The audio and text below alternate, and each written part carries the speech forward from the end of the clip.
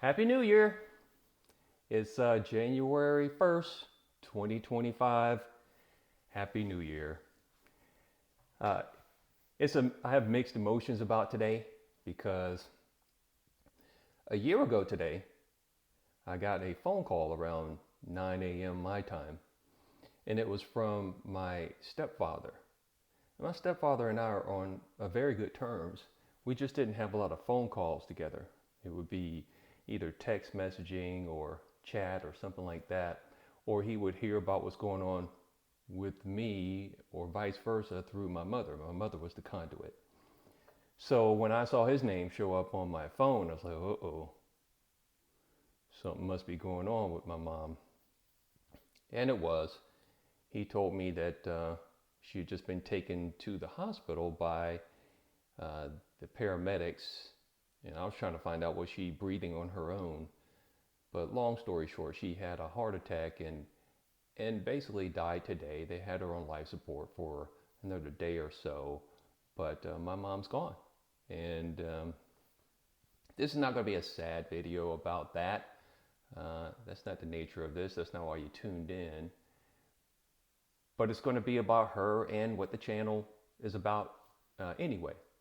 One of the things that I took away from my mom is that she mentioned a phrase to me about 3 years ago, within the past 3 years, and it stuck with me. And that phrase was this: she said she read somewhere that you can't talk and breathe in at the same time. So when you're talking, you're exhaling. So when you're talking to someone and they're not picking up what you're putting down, they're not taking heed or seeing the merit, you're literally wasting your breath. Literally. And I thought that was great.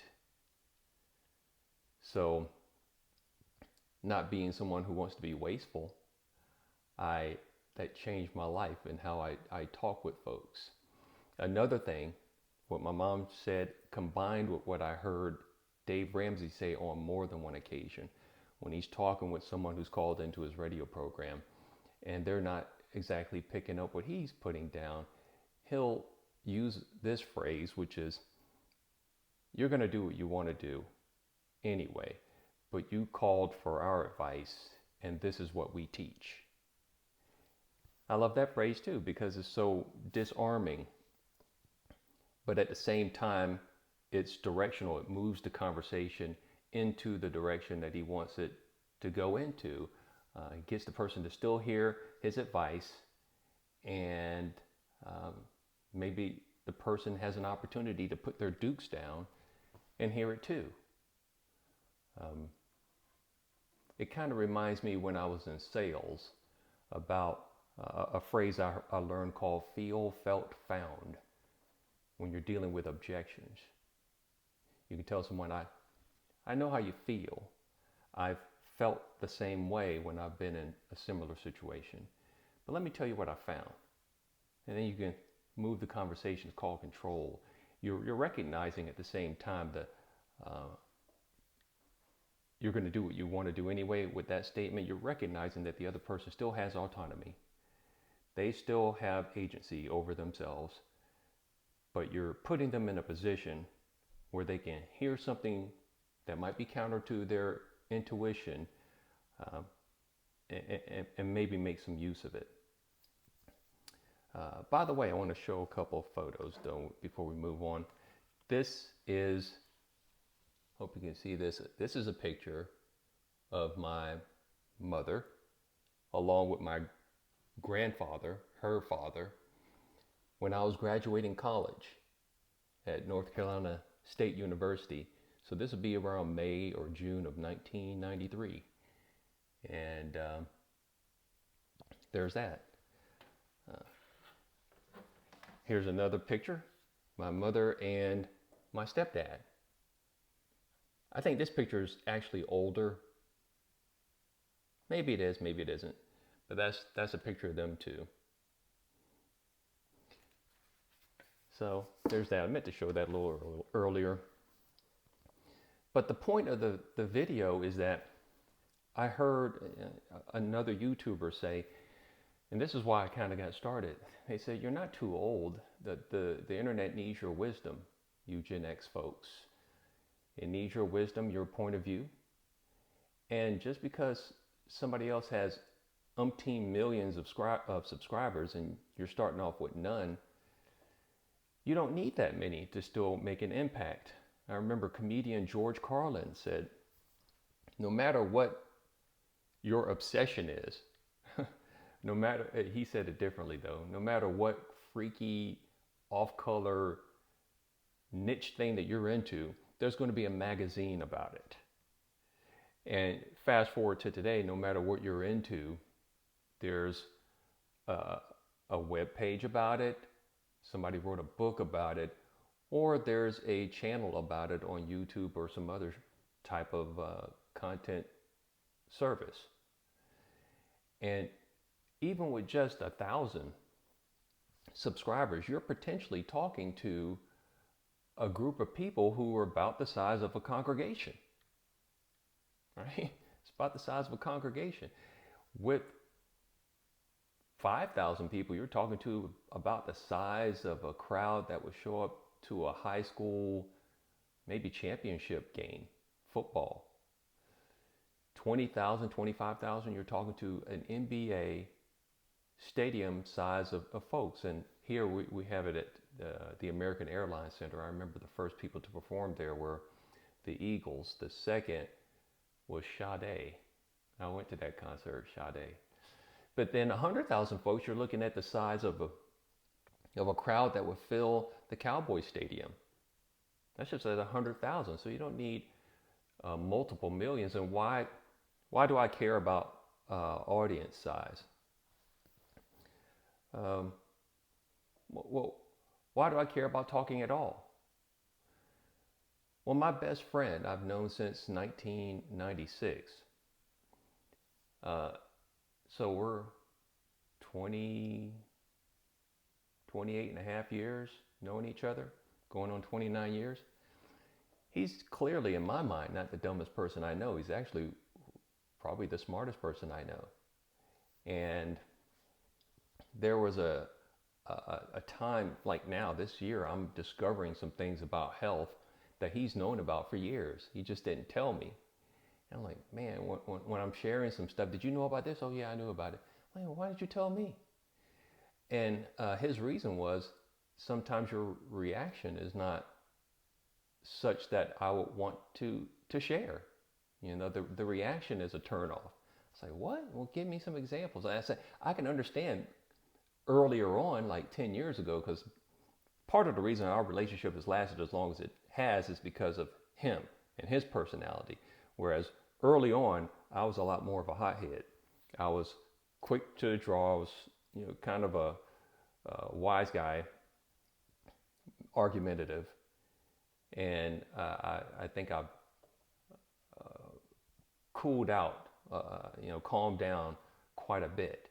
But no, he gave some recent examples of where the response was kind of a turnoff.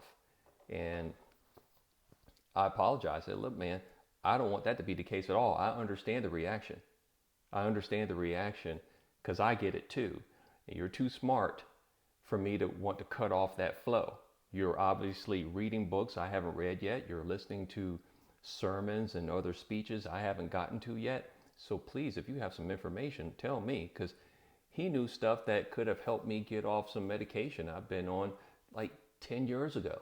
For example, he was into juicing like 10, 12 years ago. And I thought he was just doing it to lose some weight. He's done quite a few things to try to tackle that concern. And so I thought it was just about that. Then I saw this year a documentary that had been around for a while called Fat, Sick, and Nearly Dead. I saw parts 1 and 2 and saw how the two main characters were able to come off their medications that they were on for chronic hives.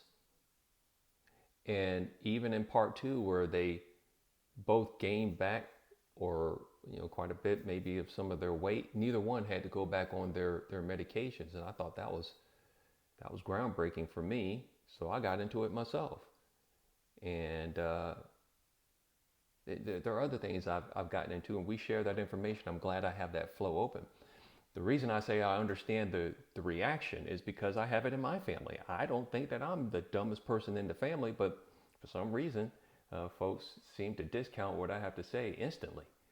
And I'm like, gosh, can you at least see the merit in it first before you discount it? I understand you're going to do what you want to do anyway, but I, you just don't know what I know. You haven't listened to what I've listened to. You haven't read what I've read. I have information to back it up. Maybe you might want to ask yourself first, is Tori the dumbest relative? If not, then maybe find out why. Ask yourself why. Because there are times that my friends still will say something that maybe it wasn't the best presentation, but I color it differently. I remind myself, this is my best friend. He's not dumb. Maybe this wasn't the best delivery of this information. Let me ask myself, why did he share this information? Let me go ahead and take a look at it. At worst case scenario, let me ask him why he shared this. And remind him, look, I know you're not dumb. I'm just not picking up what you're putting down. What am I missing here? So that's why, I'm on here, to find my community. You know, in my family, I don't have that audience. And someone else, a YouTuber, said, hey, out here you can find that kind of community, other people that share that vision, share your point of view. And I'm coming from the point of view of a Gen Xer who's also an engineer who happens to be black, who currently is unemployed, but I have something on the hopper, at least for coming up in the next couple of weeks, that's going to last for 3, maybe 4 weeks. We'll see what happens. And it's interesting that a lot of it's in the news right now. So that's why I'm doing this, and couldn't help but think about how something my mom said led to it all. I noticed in my when I logged into my account last night as I was uploading something else, that I had some subscribers. Like, what? Someone even wrote, hey, I've subscribed, bro. And I thought, wow, I don't know if you're the first, but I think you are the first. You're at least the first to tell me. So that's interesting. I mean, the cool thing about the internet is there's approximately 8 billion people across the world. And I could be talking to someone who happens to speak this language or is having it translated in another country. Maybe no one in my family gets what I'm saying, but somebody in another country might. And I don't have biological children, so I do have a lot of information I could share, but no one just yet. That's why I had a goal to go back to my universities and talk with some of the students there, particularly those in NSBE, the National Society of Black Engineers, and tell them about my journey, to mention a few things that could possibly help them short circuit getting from where they are to where they want to be. And I appreciate you all being on the journey. If you haven't subscribed yet, consider that. Maybe share this, like this video, comment on this video, share it, possibly subscribe, and I'll see you in the next one. Thanks. Bye-bye.